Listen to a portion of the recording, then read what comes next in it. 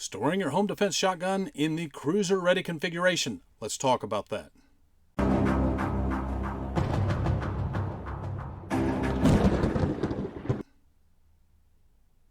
Welcome to the Patriot Training YouTube channel. My name is Clay Howell. I'm the owner and head firearms instructor at Patriot Training.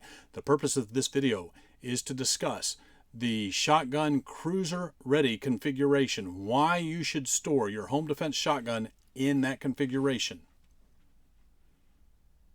First off, let's define cruiser ready.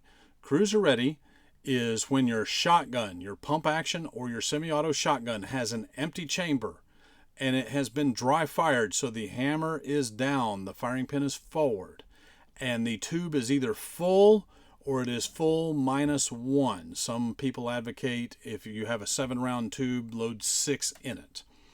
And that's a debate for a different video, but the idea still remains. You would want that shotgun in that configuration with an empty chamber, the action released so that you can pump it or so that you can work your semi-auto's bolt as well, and then with the tube full so that it will load your next round as soon as you pump the gun or as soon as you work the bolt. And on many semi-autos you have to also engage a lifter prior to doing so.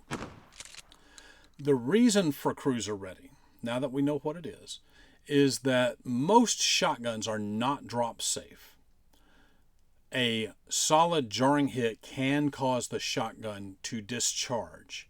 And here's the problem. If you have leaned your shotgun up against the wall or the door frame in the closet, let's say for example, or if you've set it on a table and it falls, or what have you, in some home defense capacity, when that shotgun receives that jarring blow, either from a fall or what have you, it's typically not going to be aimed in a safe direction. And there are many instances recorded in U.S. history where somebody got injured or worse because of just such a situation. That is why cruiser ready became a thing. It became a thing because when police used to carry shotguns in their cruisers, they made them ready this way so that the bouncing around of maybe chasing a suspect did not discharge the shotgun while it was still in the trunk or still in the carriage that it was being held in the car. So that said, cruiser ready was developed. Now for home defense, many instructors and I call it closet ready as well, because it means the same thing, but you're keeping the gun, so to speak, in your closet. I literally do. What's the purpose of this video? Well, it all started when an individual I know who loves guns every bit as much as I do was bemoaning cruiser ready. Somebody close to him had just taken a shotgun class, had told him about cruiser ready, and he just thought this was foolish. Now, this person told me that he had had 2 shotgun classes, but you must understand that he is also a pathological liar, so I don't believe he'd ever had a single one, because every shotgun instructor I've ever talked to has advocated a cruiser ready configuration. So his logic was, well, you know, if you carry a gun with 1 in the chamber, you need to have your home defense shotgun with 1 in the chamber.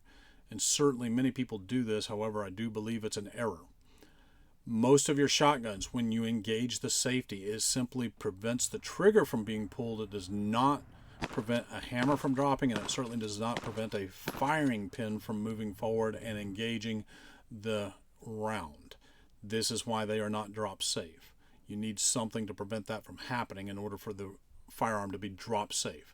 Most of your striker action pistols, like a Glock, like a Smith & Wesson M&P 2.0, a SIG P365, most of your common carry guns are drop safe because there is something preventing the firing pin from dropping onto the cartridge.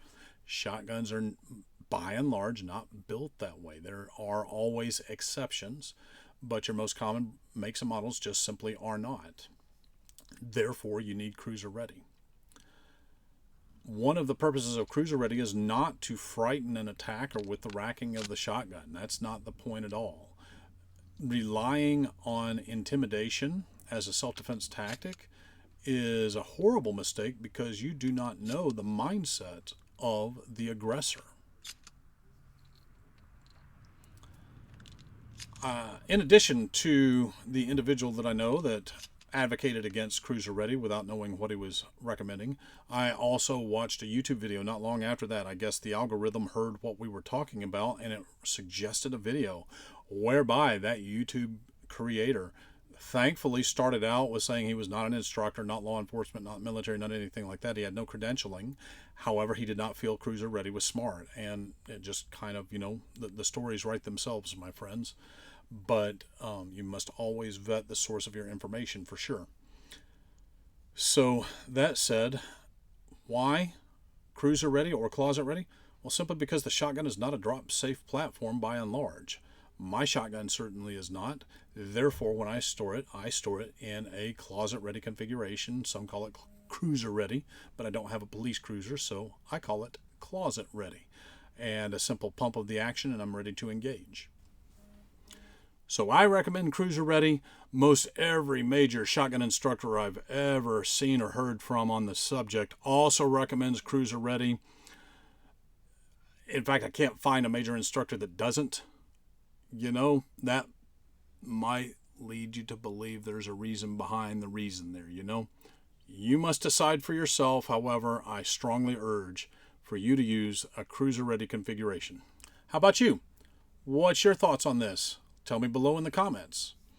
I'd like to urge you to hit like, hit subscribe, click that notification bell so that you can be reminded each and every time a Patriot Training video is uploaded. And last but not least, I will remind you that you don't have to be a Patriot to train, but you do have to train if you want to be a Patriot. Take care.